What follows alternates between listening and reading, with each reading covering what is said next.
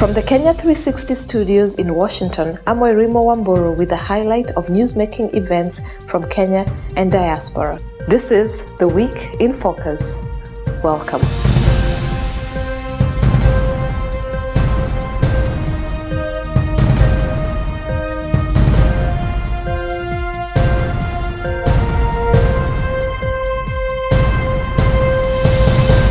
We begin this bulletin with a highlight of the visit to the U.S. by a team of commissioners from the Kenya National Cohesion and Integration Commission, led by its chairman, Dr. Mzalendo Kibunjia. The team, which has just concluded a whirlwind tour of Baltimore, New York, Boston, Minneapolis, Raleigh, Atlanta, Dallas, and Los Angeles, was said to be on a mission sensitizing Kenyans on their role in contributing to a peaceful election.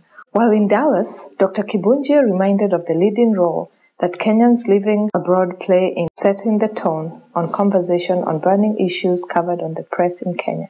He acknowledged that the nation is not as polarized this time around as it was in the prelude to the 2007 elections.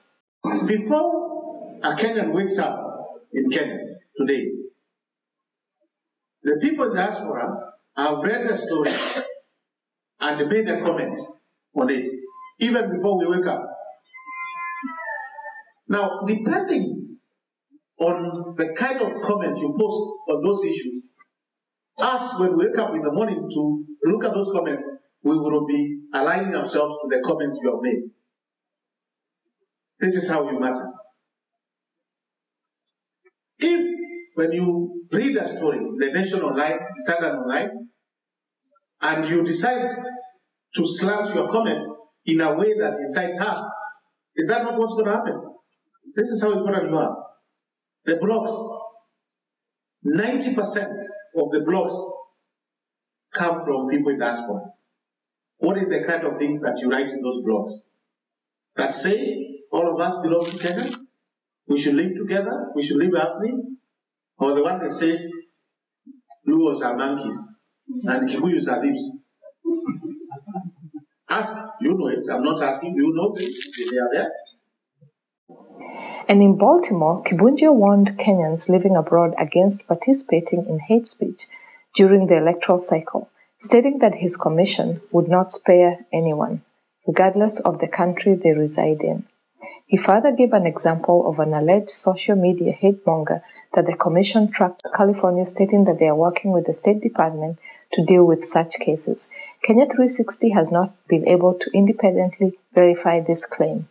And while the commission itself has not come out to expressly accuse the diaspora of fanning tribalism and hatred during the 2007 elections, it's not lost on keen observers that there exists a hint of it from such quarters, which brings us to the question of the week. Do you feel that the diaspora played a role in fanning tribalism and hate speech during the 2007 elections?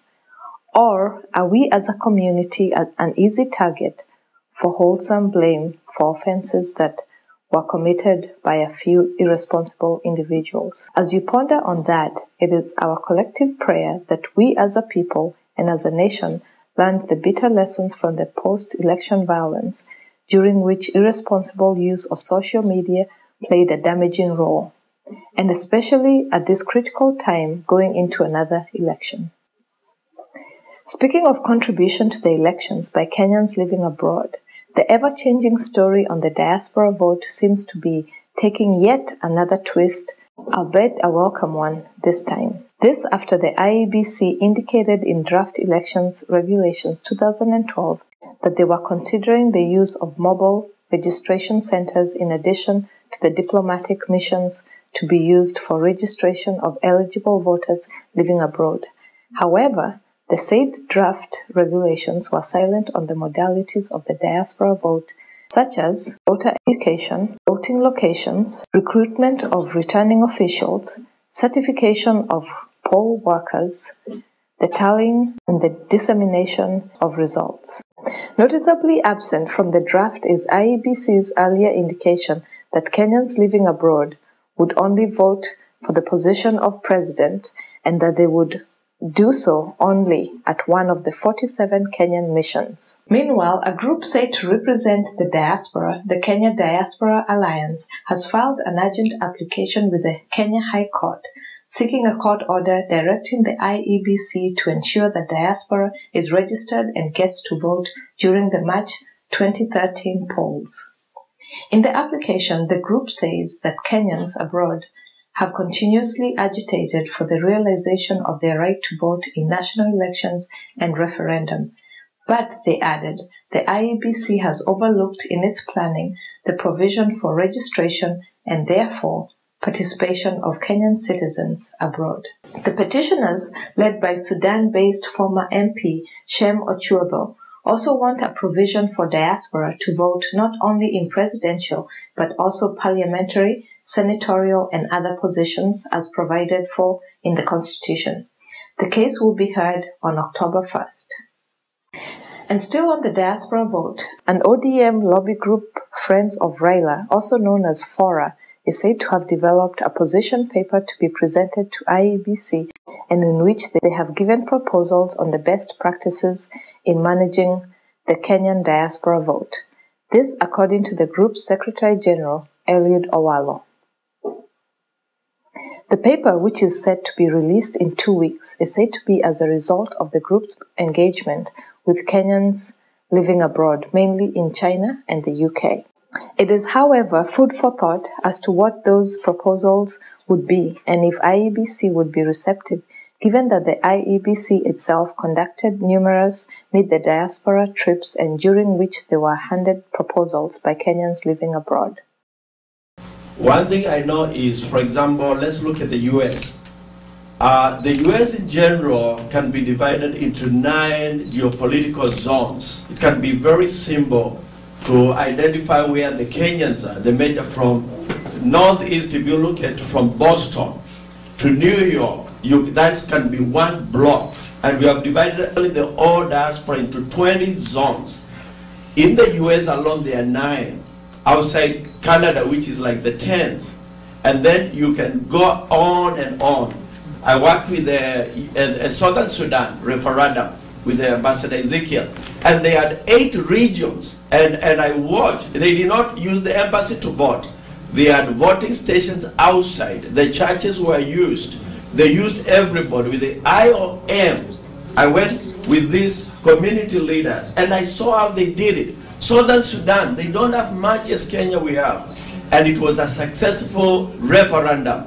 The diaspora is easy to organize. And we have the electronic, we are talking of electronic registration.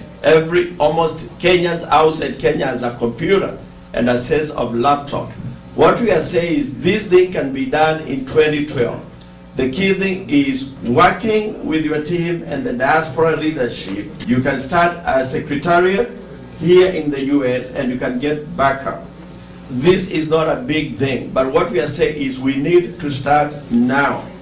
Let's start voters registration so that when the MP see how many people have registered, they will get the message we are serious and it's simple and clear. All we have to do is send voters ballot here and we can register on the internet, and then when we send our voter to the embassy, we can put that number on the internet, then you, the chairman, you have the website to know this voter, he or she voted. Then once they count the ballot, you with your website go to the website and correspond the counting whether the one on the internet correspond with what the embassy counted. So that way you have 2 backup systems. I think it's like our brother Moel said, it's very easy. It can be done. Let's do it. I think most of the hurdles that you have described to us today, all the challenges hinge on financial constraints to fund diaspora voting.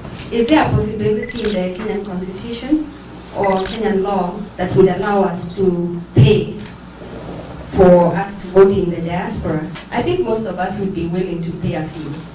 Voting is a right and it's not based on financial means.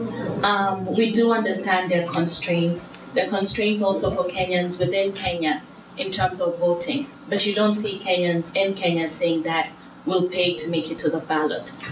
I think what it underlines is that we're desperate. We really want to exercise this right. So if you could take that into consideration and facilitate that. But then within the proper policy process, while also respecting our rights that, we should be able to vote without paying to vote. Thank you. I think what is important is for us to read what the Constitution provides and also what does the Election Act provide. It is important because we keep hearing about electronic voting, internet voting.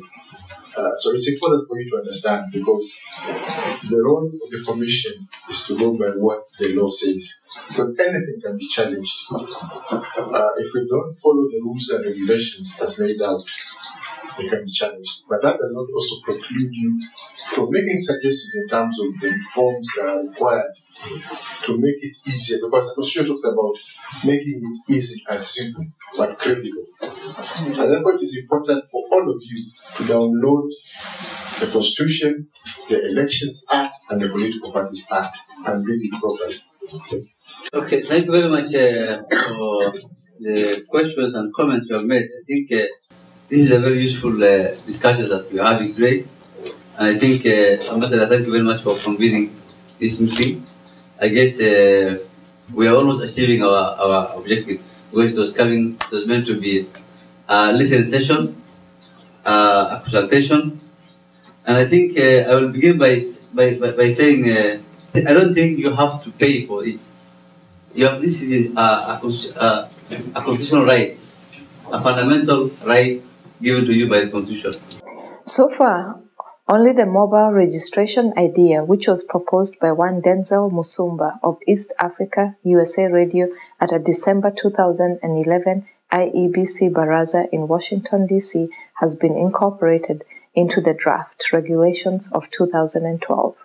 Why not maybe come up with kind of a tour bus with collaboration with the embassy? We can move from one city to, you guys can move from one city to another while doing the registration, something of that kind.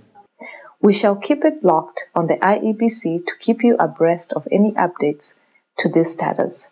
But, still keeping with the diaspora vote, it is notable that despite high-profile visits abroad by leading presidential candidates, which are meant to woo the diaspora vote, not much has been heard from most of them when it comes to lobbying the IEBC for additional diaspora voting locations, or even lobbying the IEBC to hasten the creation of regulations and establishment of modalities on how Kenyans abroad will vote. Interestingly, all visits by aspiring presidential candidates, and particularly to the US, have been to the key metropolis where a majority of Kenyan citizens are known to reside. This is by itself a strong indicator that it is not lost on these presidential candidates on which cities about the majority of the diaspora votes. Such cities include Dallas, Atlanta, Kansas, Minneapolis, Boston, Seattle, Raleigh, etc.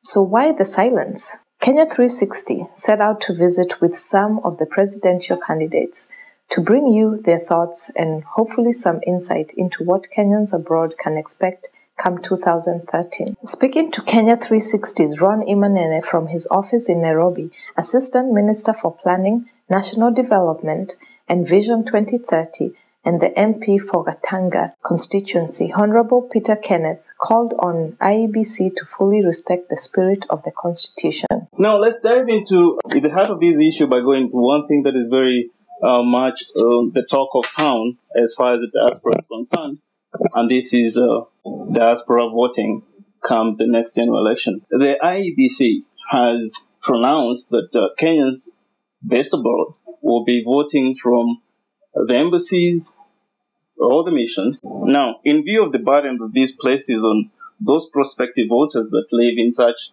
expansive countries like the US and China, are you in agreement with this decision by the IEBC? And if not, what would be your proposal? I think I've been very, very clear that I do not agree with what they have said. And voting is supposed to be a democratic right and convenient right. Let me also hasten.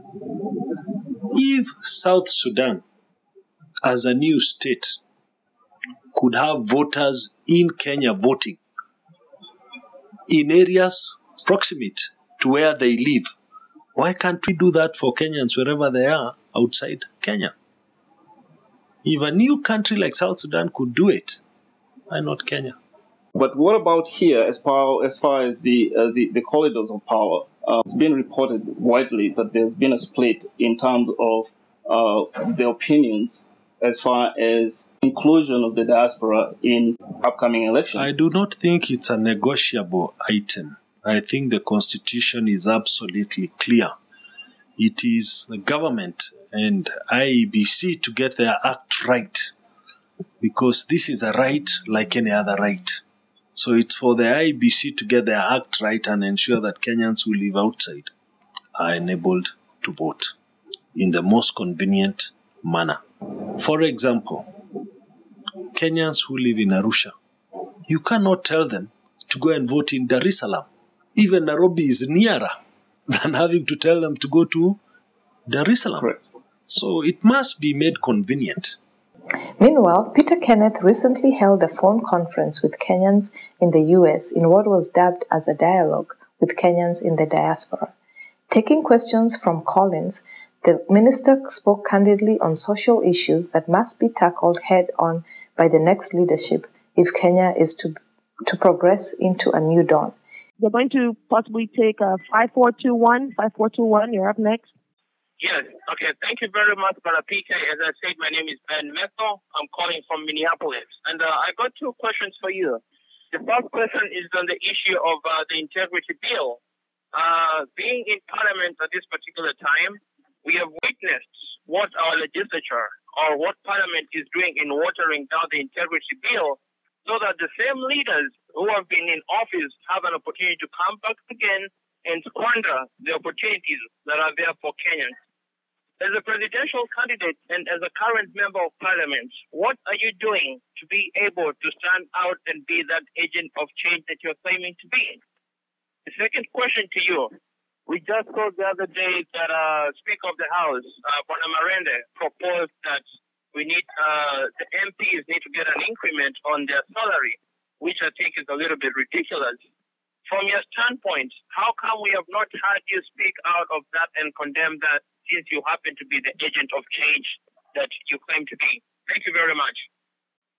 Thank you, Ben. Well, thank you, Ben. I actually don't claim to be a change agent. I am a change agent. And if you've been following the proceedings, I was the first one off the blocks in Parliament to oppose the integrity bill, to an extent that the leader of government business said I could not do it being in the executive, but I opposed it. And I said that we stood to be judged out of order by the High Court because we needed to enact laws that stood by Chapter 6, because the supremacy of the Constitution is very well fleshed out in Article 2. I was absolutely clear, and I was reported, and I said, you cannot bring into law something that is not in the form and spirit of the Constitution as articulated in Chapter 6. And if you look at the local media, I articulated it that way. We were defeated in the voting. It was watered down. I am not convinced the High Court will take it lying down because the Constitution is more supreme.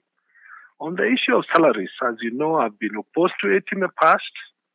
I was the first legislator to pay my taxes when Kenyans demanded to do so. 3, I did answer back and I said that whatever the Speaker was saying was not correct, because once we enacted the Constitution, any salary increase of any state officer was subject to the Salaries and Remuneration Commission. And I'm glad that today the Speaker has actually said he never uttered those words. The conference call was facilitated by Dallas-based Carison Media Radio. You can listen to the entire recording on www.carisonmedia.com. We'll be right back with more on the diaspora vote.